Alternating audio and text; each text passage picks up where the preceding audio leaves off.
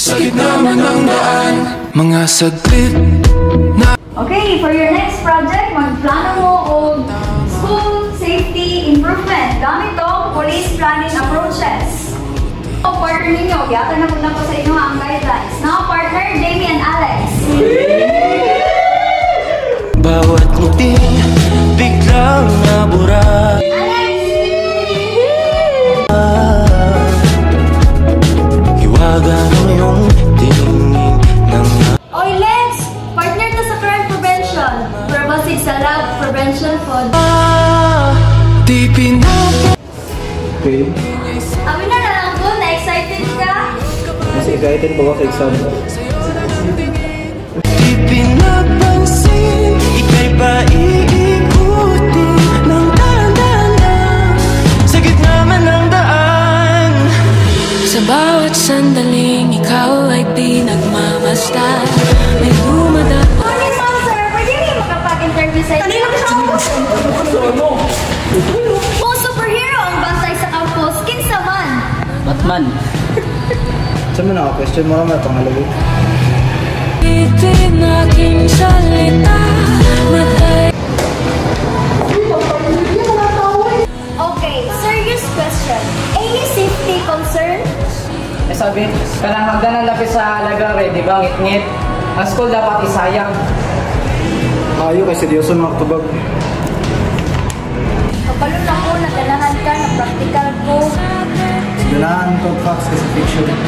Aw mo, dahil wala ka ganahin na ako. Tingin, di pinapansin. Ako'y pa... Mama, mag-interview ba kasama? Ay, yes ma'am, yes ma'am, yes sir. Ay ma'am, kalin lang mo, ma'am. Kalin sila. Kalin. Sige na. Bossing. More emergency hotline signs. Sir, naku po isa na pwede ma-interview. Isa. Go. See, kung smile ka, matupag sila.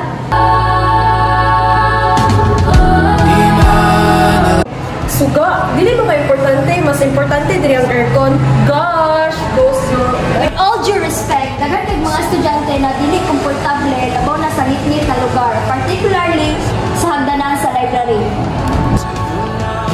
40% ng tabong na incident dahil sa campus is nahitabong sa mga kitkit na lugar based sa campus report.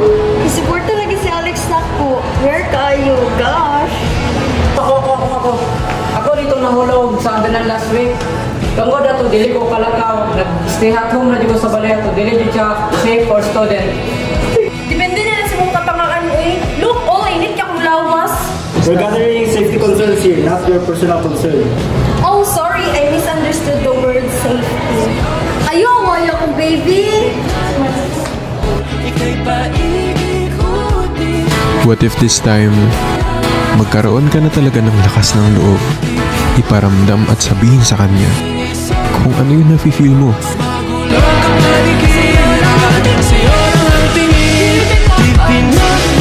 Hi guys! So today, we will be presenting our output. First, we got an answer in the of more lights sa school. 40% of the accidents sa school is due to kagit-git, especially diri sa library hagdanan. Safety of its constituents is one of the top priority of the school. We actually interviewed the students na nahulog sa hagdanan last week. So diri sa hagdanan, we encourage the school to also check on him and cover all the necessities and needs sa iyang check-up. Alright, we are not only speaking for one student here, but also we are speaking on behalf of whole student. Nasa tingin na mo na I right to say about this. This is very alarming na. Yun lang.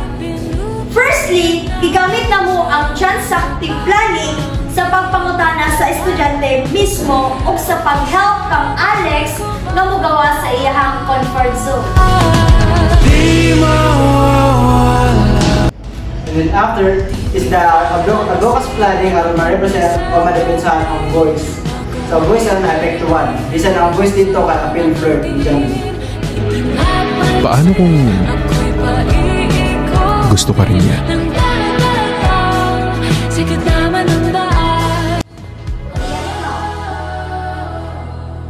Yes, effective na.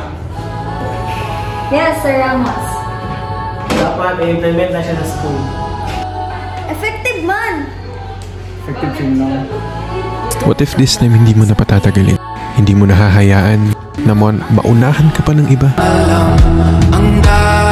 Well, mission accomplished. Safe na ang school.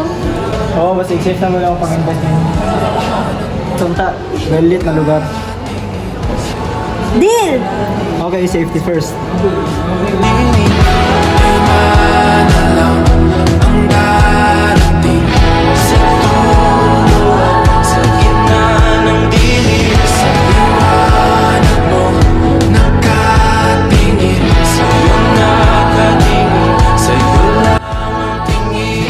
Naniniwala na ako sa forever